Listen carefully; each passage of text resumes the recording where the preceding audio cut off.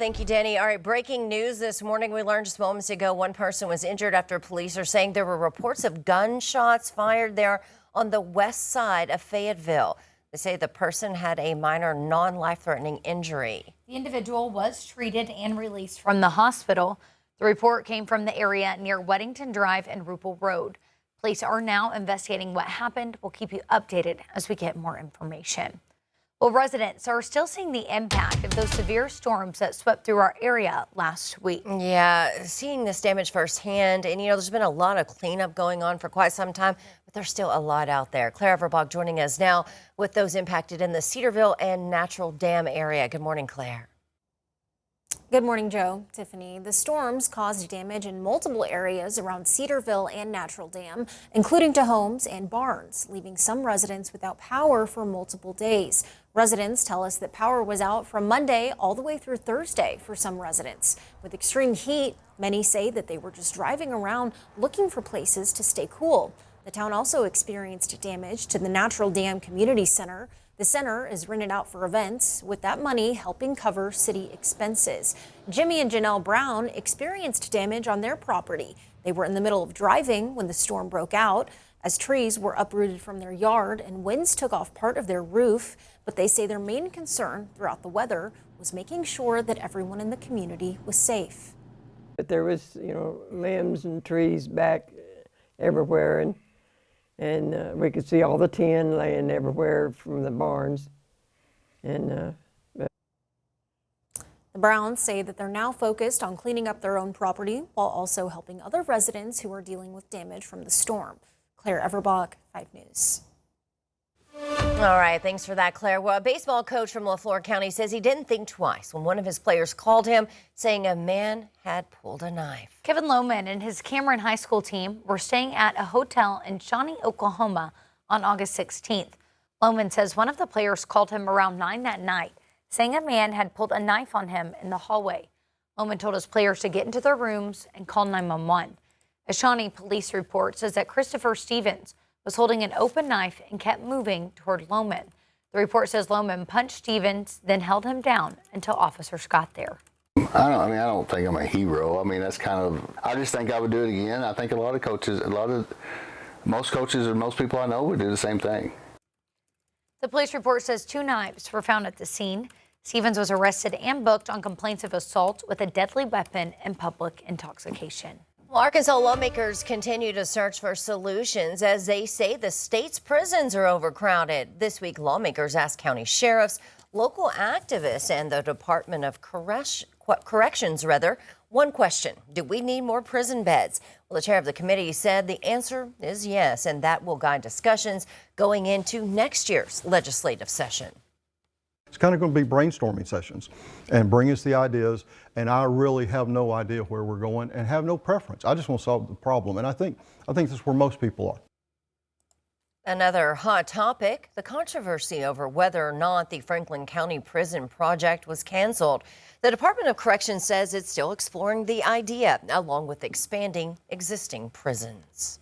Well, this morning, dozens of Americans are among the hundreds missing after a devastating landslide swept through part of Asia. Yeah, a hard-stopping video showing a wall of water and rock tear through the region. This is between Tibet and Nepal, killing nearly 200. Gerald Hill reports. Crowds ran for their lives just seconds before a tidal wave of mud crashed into a building on the border between Nepal and China. The raging Bodakashi River thundered through the mountainous region, washing away bridges, roads, and countless homes.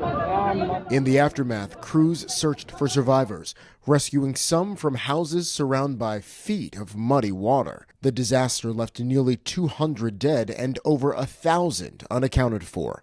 Families huddled at a nearby hospital, hoping for any news. Hundreds of tourists are said to be among the missing, including dozens of Americans and Australians. The loss of life and the scale of the destruction is devastating. Nepal's government believes an ice avalanche likely triggered the landslide. Experts believe it was linked to climate change. Earlier this year, researchers found that glaciers across the Himalaya region are melting faster, with ice loss rates doubling since the year 2000. Last year, there was a deadly flash flood on the same river after a glacier burst. While the Nepalese army has rescued more than 100 people, there are fears the death toll could rise, with so many still missing. Jared Hill, CBS News. Well, in continuing coverage, Meta has agreed to pay as much as $18 billion to resolve dozens of states' claims that its platforms, Facebook and Instagram, undermine children's mental health. Arkansas was the first state to sue the company when the lawsuit began 3 years ago. The state is guaranteed at least $172 million, but that number could be even higher.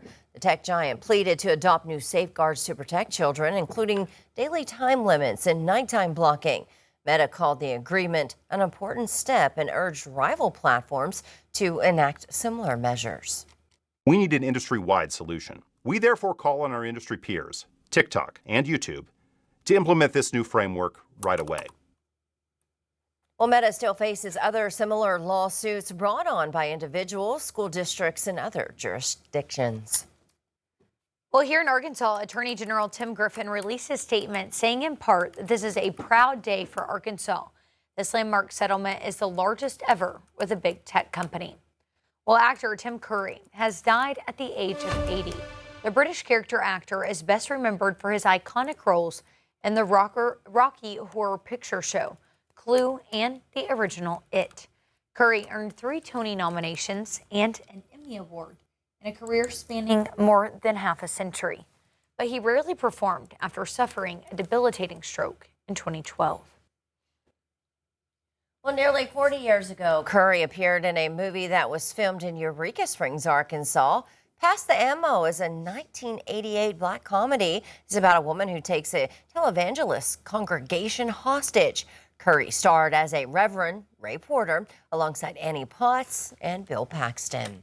In Nashville, the Grand Ole Opry will honor music icon Dolly Parton on Saturday with a special tribute concert. You remember she died on Tuesday at age 80 after a brief cancer battle. Dolly's funeral services will be small and private. Some good news, she recorded one final song to be released on her 100th birthday. You'll just have to wait until 2046 for it.